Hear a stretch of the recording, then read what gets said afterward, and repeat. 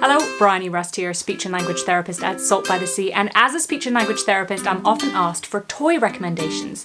Things that you can buy for your child that will help them with their speech and language development. And actually, I've made some suggestions. I'll link them around here with some top toys that I always have in my therapy bag that is really fun to get started and support language. But the truth of the matter is that there's no particular toy that is great for speech and language, because it's actually just about finding out what your child is really interested in, what your child might want to communicate about, and then finding a way to join in with that and give them some language so that they can get talking about it. So in this video, I wanted to share with you a few examples of that and help you shift your mindset away from the toy to the talk. So we've got to remember that for kids, everything is play, and just simply being curious and engaged in the world is how they learn. That kind of playful curiosity and experimentation. What happens if I do this? What happens if I pour out the contents of this jug? Or what happens if I rip open this box? All of this is learning, and there's communication attached to all of that as well.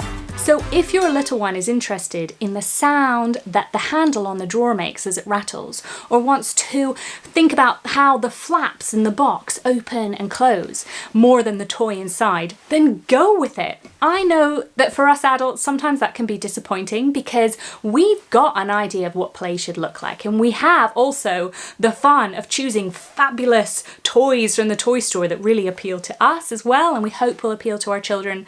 And sometimes it doesn't always go down like that. Sometimes they're not as interested in something as we think they might be.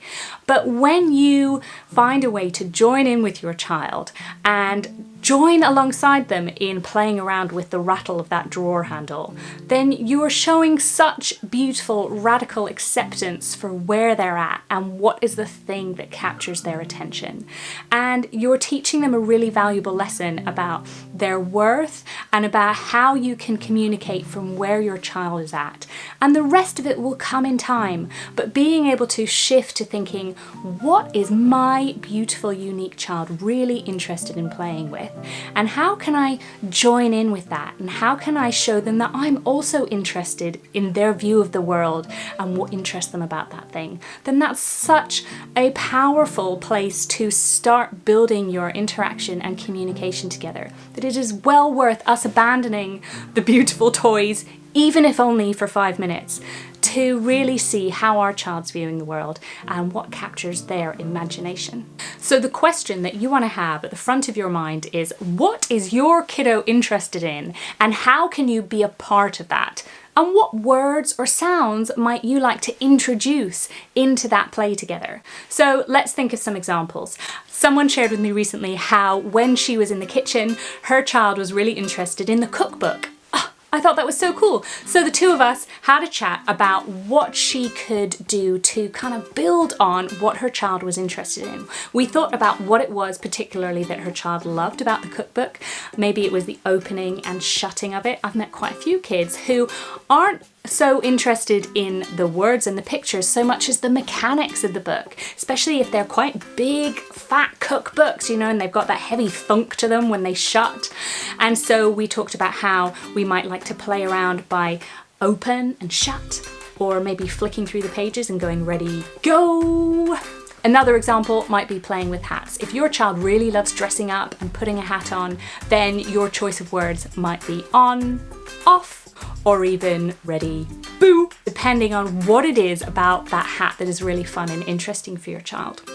Let's think of another example. How about a box? I meet lots of children who are at the stage where they love filling and emptying things. And so with your box, you might want to think about fill it up, pour it out, or even in, out. So remember, we're thinking, what is your child interested in? How can you join in? And what words or sounds can you add into that?